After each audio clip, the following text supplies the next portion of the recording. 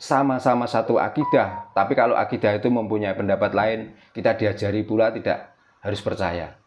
Marilah kita kembali ke ajaran Islam yang sebenarnya, yaitu Islam rahmatan lil alamin, yang kita itu mempunyai tata krama sopan santun, andap asor, asio marang sepodo-podo. Tidak harus satu kelompok yang kita asih, tapi alam ini loh.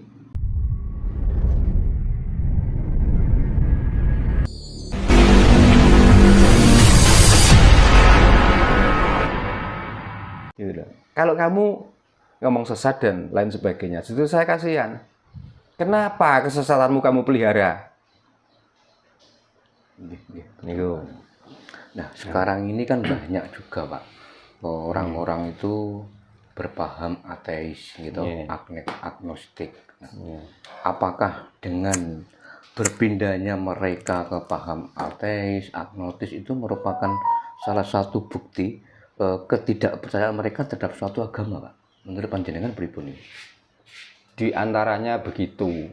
Ya, karena begini.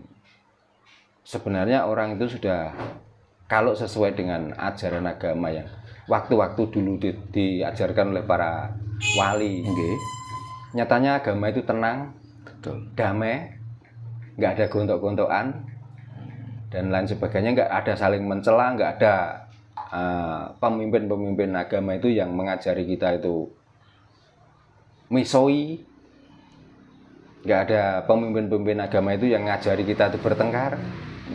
Tapi setelah ditinggalkan para wali dan diteruskan para orang yang berilmu yang model zaman sekarang, ternyata kepercayaan yang diikuti selama ini dengan munculnya para pendakwah-pendakwah yang baru, kok makalah semakin kesini malah semakin keruh, malah semakin kesini malah semakin gak nyaman. Nah, dari situlah kadang-kadang orang itu berpikir, dengan berpikir itu kok rasanya begini ya, padahal yang saya cari itu ketenangan tentang bagaimana saya berspirit dengan Tuhan yang baik. Tapi kenapa kok ajarannya yang baru-baru ini malah semakin banyak mengajari kita itu untuk tidak percaya dengan orang lain, mengajari kita itu semakin mengajak kita itu menyalahkan, bahkan sampai ada ajaran yang untuk memusuhi pemimpin. Betul.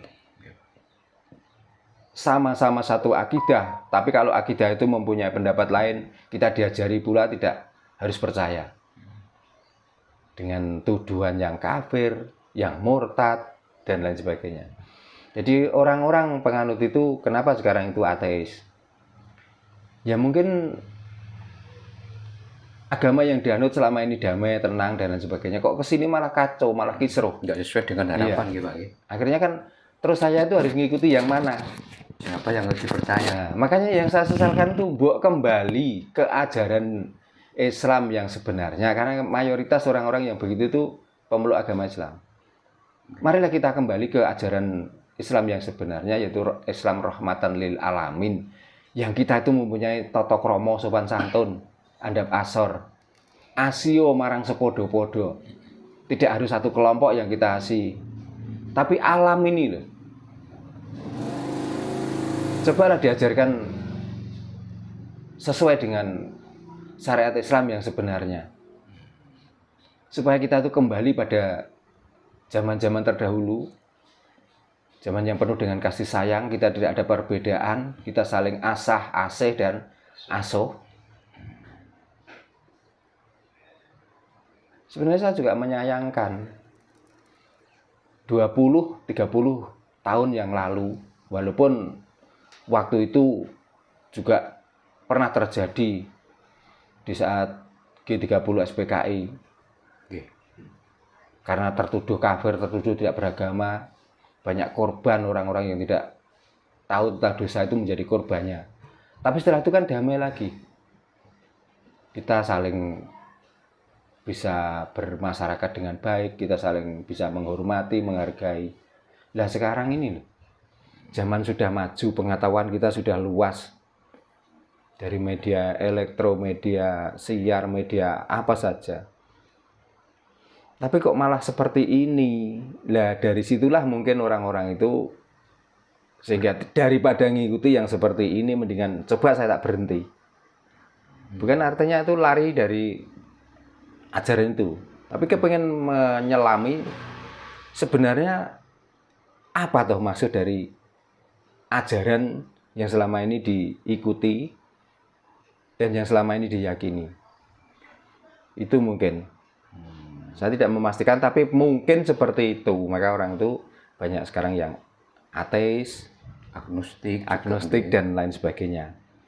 Karena banyak orang yang datang ke sini, ternyata saya tanya latar belakangnya juga orang yang sudah agamis awalnya. Gitu loh. Ya karena kebingungan itu. Dia itu sudah bingung mana yang akan menjadi panutan. Kalau panutan dengan kitab, nyatanya disalahkan dari kitab yang lain. Berdasarkan belajar kitab yang lain, ada muncul kitab baru lagi yang juga mengeluarkan aturan. Kan akhirnya bingung.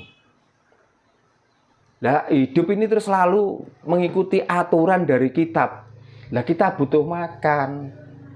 Kita itu butuh berkeluarga dengan damai. Kita butuh bersosialisasi dengan warga. Nah, kalau ini terus selalu dihalang-halangi dengan ketentuan kitab itu, terus kita itu menjadi apa? Apakah kita itu milih jadi robot? Tinggal mana yang pegang remote-nya, disuruh kemana ya kita berangkat, apakah seperti itu? Lah kita itu punya rasa. Jadi dari rasa itulah yang membuat orang itu dengan sendirinya berubah. Maka sekali lagi, walaupun saya ngomong di YouTube seperti ini, saya tidak pernah memaksa orang harus belajar atau mengikuti saya. Ini pedoman saya sendiri. Kebetulan yang saya ungkapkan adalah perasaan saya yang selama ini mungkin leluhur-leluhur saya atau bapak-bapak saya waktu itu sulit untuk menyampaikan keluhan itu. Lah sekarang sudah ada media. Kalau saya nunjuk salah satu orang, siapa yang saya tunjuk? Kalau media kan mewakili dari beberapa orang yang sebenarnya ya sudah tahulah bahwa ajaran itu baik mungkinnya. Tapi waktu itu kan terbatas cara mempelajari dan cara mendapatkan informasi itu. Ya. Tapi di samping itu juga ada orang-orang yang tidak terima dengan apa yang saya sampaikan. Maka diklaimlah saya itu sesat. Diklaimlah saya tidak beragama. Tidak mempunyai Tuhan. Monggo, saya berterima kasih malahan. Gitu loh. Jadi nggak usah itulah, nggak usah lah untuk apalah mengotori pikiran kita sendiri. Makanya kalau sudah merasa benar, pertahankan kebenaran itu, dan kalau tidak cocok, nggak usah dilihat. Malah ngotor-ngotori pikiran, malah membuat kita itu marah. Orang mengatakan bahwa orang yang ikut paham ateis, agnostik itu tidak bertuhan. Nah, sepakat nggak Pak Darno ketika ada orang mengatakan seperti itu? Orang yang tidak pernah tahu tentang dunia, orang-orang pedalaman, tanpa diajari pun, dia menunjukkan bahwa dia adalah bertuhan. Contoh kecil, di saat dia mempunyai hajat, di saat dia mempunyai keinginan dan permintaan, dia datang di pohon-pohon, membakar kemenyan dan lain sebagainya. Apakah itu orang nggak bertuhan? Berarti kan dia yakin, dia hidupnya ada yang menghidupi. Betul. Pak. Maka karena menemui orang yang menghidupi atau Tuhan yang menghidupi mereka kesulitan, maka diwakilkanlah kehidupan selain manusia. Contohnya pohon besar. Pohon besar ini kalau nggak ciptaan yang maha, nggak mungkin. Sekuat apapun kita itu menanam pohon dan dipupuk dan lain sebagainya. Kalau nggak dikehendaki oleh alam atau yang maha itu nggak mungkin bisa besar. Gunung dengan tumpukan batu dan tanah. Kita yang berakal, kita yang mempunyai keahlian menumpuk batu dan tanah, sudah dicampur semen. Dikala ada eliminasi alam, hujan, banjir dan lain sebagainya, hancur. Tapi karena gunung ini adalah ciptaan yang maha, yang dimaksud Tuhan itu, ada gempuran badai, gempuran banjir, ada gemburan puting beliung. Kalau nggak terlalu besar kesalahan manusia yang di sekelilingnya, pernah ada yang longsor. Longsor itu kan kesalahan kita sendiri, yang kita sebenarnya tidak bisa membaca alam itu. Namanya orang yang tidak pernah mengenal agama, nggak pernah mengenal kapitayan, nggak pernah mendapatkan ajaran-ajaran tentang ketuhanan. Dia sudah terketuk hatinya untuk datang ke gunung itu kok. Tanpa harus disuruh. Tanpa harus disuruh kok. Ke orang ateis dikatakan tidak bertuhan. Kan cara memandangnya yang dimaksud Tuhan itu ya Tuhan yang sesuai yang disembah toh. Okay. Kan cuman itu. Tapi di dalam hati, di dalam rasa manusia, tidak ada manusia yang tidak bertuhan. Semuanya bertuhan.